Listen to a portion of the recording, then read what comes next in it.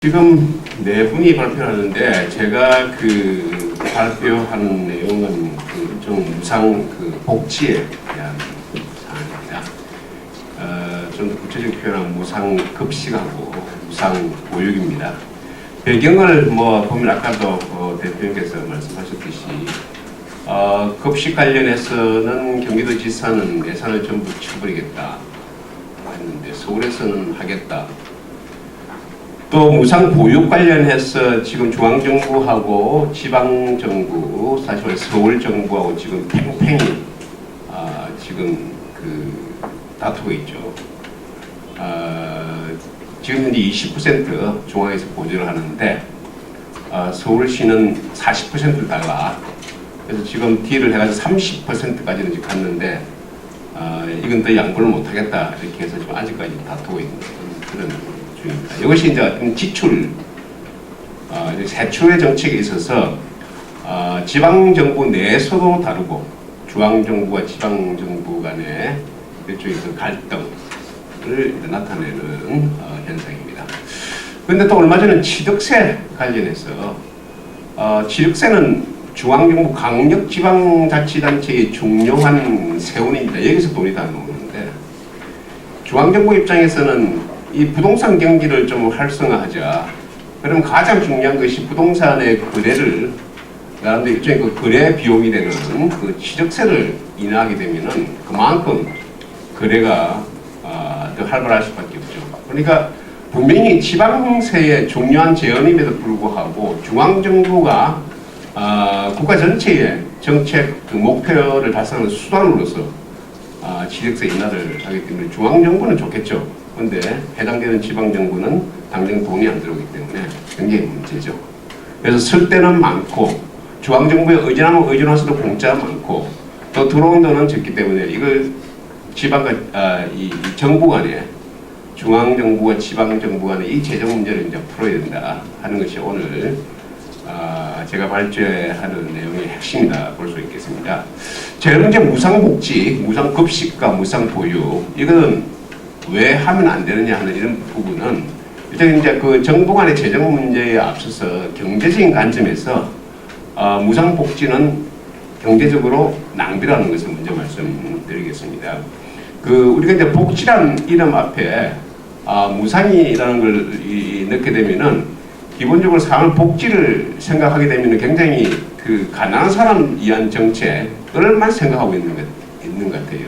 그래서 이제 복지하면 빈곤 복지만을 생각하고 있는데 우리가 지금 이제 무상 복지에서 이야기하는 무상 급식하고 무상 보육은 빈곤층을 위한 것이 아닙니다. 그 전에도 빈곤층을 이렇게 선별적으로 복지를 해왔었는데 지난 대선을 통해 오면서 소득 계층하고 관계없이 무차별적으로 그냥 주자하는 것이 무상복지의 핵심이기 때문에 실제로 가난한 사람하고는 아무런 관계가 없음에도 불구하고 사람들로 하여금 굉장히 마약과 같은 일단 용어에 있어서 마약과 같은 이런 의감을 주기 때문에 찬성하는 실제로 지난 대선에서도 보편적 복지란 말이 상당히 좋은 워딩으로서 국민들 마음을 파고들었다고 볼 수 있죠. 근데 확실한 거는 경제적으로 우리가 평가를 하게 될 때 모든 어떤 물품인 간에 서비스 간에 공짜가 되면은 낭비할 수밖에 없죠. 자, 우리가 기본적으로 수요법칙이 해가지고 가격이 떨어지면은 수요는 늘어날 수밖에 없는데 공짜로 하게 되면은 모든 사람이 다 원하게 되죠. 그런데 이렇게 공짜가 되면은 자기가 만족하지 못함에도 불구하고 공짜기 때문에 원하는 그런 경우가 많죠. 대표적인 것이 일간 신문에 사무실 이런 기사가 나오는데 지금 이제 무상급식을 하고 난 이후부터 일성 초등학교에서 무상 우유가 버려지는 이런 행위가 굉장히 많이 발생하는 것입니다. 근데 이것이 굉장히 도덕적으로 조금 이래 가정교육을 잘못 받은 자녀들의 행동으로 이렇게 생각이 쉬운데 경제학적으로 보면 이건 너무 당연한 거예요. 당연히 버려야 되는 겁니다. 자, 기본적으로 공짜면은 안 받을 사람 아무도 없습니다. 그런데 우유라는 것이 지금 옛날처럼 배고플 때 우유는 똑같지만은 지금 우유는 천차만별입니다. 부자들은 저지방 아인슈타인은 위를 묻지만은 그 조금 소득이 안 되는 이런 그 집에서는 뭐 매일 우유 먹고 이렇게 하죠. 근데 집에서 저지방 있으니까 네. 집에서 저지방 아인슈타인을 최고급을 먹는 학생이 일단 공짜기 때문에 맞죠. 그런데 먹으니까 이 맛이 안 맞죠. 그럼 버리면 되죠. 어차피 자기한테 공짜기 때문에. 이것이 바로 경제적인 비효율성의 단점인 예인 것입니다. 무상 보육도 똑같습니다. 지금까지는 집에서 잘 키우고 있었습니다. 그런데 어느 순간에 무상으로 보육을 만들어 보면은 뭔가 못 챙겨 먹으면은 조금 뭔가 좀 이래 캥기는 게 있어가지고 다 보육원에 다 맡기게 되는 것입니다. 그러니까 일시적으로 보육원에 맡기게 되니까 서울의 그 강남 지역에 있어서는 갑자기 모르기 때문에 실제로 필요한 사람이 보육 혜택을 못 받고 필요하지 않는 이런 사람들이 뭐 열심히 몰려가지고 그렇게 애를 맡기고 난 뒤에 생산적인 활동을 하면 괜찮지만은 생산적인 활동이 아닌 그야말로 뭐 놀자 하는 이런 쪽의 행동을 많이 하는 이런 현상이 나타나는 것이 이게 바로 이제 비효율적인 낭비죠. 확실한 것은 수혜자 입장에서는 공짜지만은 그 급식과 무상급식과 그 무상보육은 절대 공짜가 아니죠. 누군가 지불해야 되는데 그 누군가 지불한 것이 바로 세금이죠. 그래서 이제 전체 우리가 국민 세금으로 예를 들면 10억 원의 어떤 그 이 지출이 있음에도 불구하고 이런 그 무상급식을 함으로 인해 가지고 국민들에게 전달되는 일종의 그 혜택이라는 것은 예를 들면 1억밖에 안 될 수가 있는 거죠. 자, 이렇기 때문에 기본적으로 무상보육은 경제적으로 낭비다. 그래서 항상 이 경제학자들은 선별적 복지를 이렇게 주장하는 이유가 바로 거기에 있습니다. 자, 그러면 이것이 이제 기본적으로 경제적인 관점에서 무상 복지에 대한 평가고요. 자, 그러면 이걸 어떻게 하느냐? 결국 재정분권을 제대로 하게 되게 되면은 이런 문제가 다 풀린다는 것입니다. 재정분권이라는 것이 우리가 지금 분권이라는 이야기를 많이 하고 있는데 분권은 크게 세 가지 개념으로 나눌 수가 있습니다. 한국에서는 지금 분권하면 정치분권 되고 있습니다. 자치자태장은 주민 투표에 의해서 결정되는 것인데 지금 재정분권은 전혀 되고 있지 않습니다. 재정분권은 두 가지 측면은 나뉩니다. 세출분권과 세입분권입니다. 각 지방마다 세출분권 무상보육을 할 것이냐 안 할 것이냐 이건 스스로 결정해야 되는 것이고 세입분권 취득세 몇 퍼센트 하냐는 것은 스스로 결정해야 되는 것입니다. 자, 이런 이 원칙하에서 재정분권 원칙하에서 해당 지방의 보육이나 급식이나 이런 부분을 얼마큼 제공하느냐 하는 부분하고 그리고 취득세를 얼마나 부담시키느냐 하는 부분에 좀 균형이 생기는 것입니다. 근데 지금은 많은 부분 중앙정부에 가서 그냥 망발을 좀 울고 좀 큰 소리 치고 이렇게 하면은 생돈이 들어오기 때문에 마음대로 이런 거 복지를 확대할 수 있는 것입니다. 자, 분권의 핵심은 권한과 책임입니다.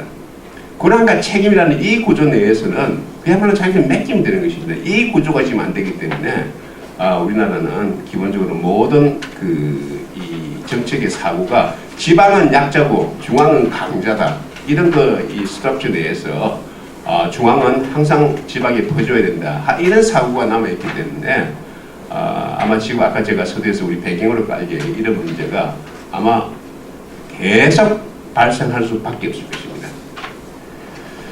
자, 그래서 어떻게 하면 되느냐? 결국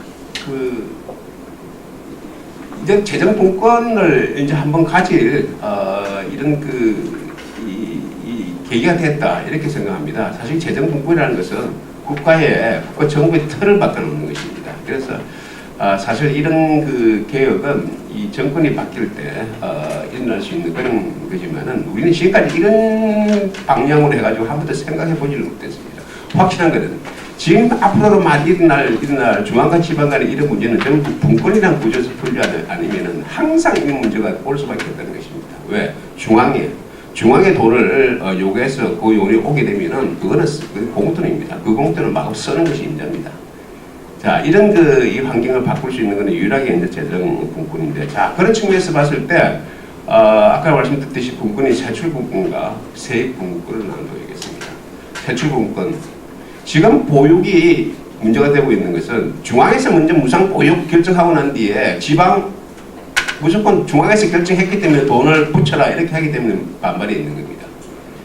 자, 이 결정을 전부 지방에서 하도록 놔줘야 됩니다.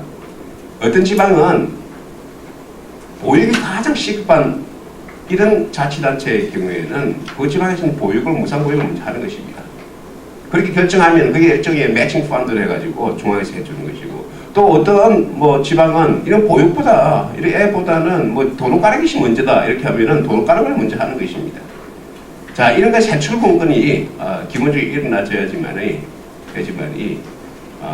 이런 문제를 해결할 수 있다 이렇게 볼 수 있습니다. 그렇게 봤을 때 중앙정부가 할 수 있는 일이라는 것은 우리 다시 원칙으로 들어가지고는 그렇게 많은 일이 필요가 없습니다. 우리가 뭐 외교, 안보, 국방이라든지 이런 것이 원칙이 되는 것이고, 실제로 주민들에게 제공하고 있는 많은 이런 그 세출 서비스 같은 거는 지방정부에서 다 알아서 결정할 수 있도록 이렇게 되어야 되는 것이고요. 그렇게 봤을 때 이런 세출 분권도 우리가 좀 전문 용어로 좀 이렇게 비대칭적으로 이렇게 가야 된다고 이야기하는데요. 우리 아까 말씀드렸듯이 모든 지방이 똑같이 하든지 똑같이 안 하든지 이렇게 이야기하고 있습니다. 그러니까 다양하게 여러 가지 이제 공공 서비스를 해줄 수 있는 것이 다양하게 있는데, 이것이 각 지방자치단체마다 전부 다 다르게, 왜? 지방자치단체인 주민들이 사고 내지 생각이 전부 다 다르기 때문에 거기에 맞춰서 최고의 행정 서비스를 제공하는 것이 말해서 지방자치단체의 어떤 그 이념이고 핵심인 것이거든요. 자, 이것이 이제 세출분권의 의미고, 세입분권. 우리나라도 지금 세입분권 말이 지방세지만은 지역세, 무통세 모든 지방세는 이른바 지방세지만은 이 지방세가 지방의회에서 결정하는 것이 아니고 전부 중앙국회에서 다 결정하는 것이기 때문에 자치 어떤 그 이 택싱 파워, 그러니까 이 조세 정책을 만드는 지방세 정책을 만드는 이 파워는 전혀 없습니다.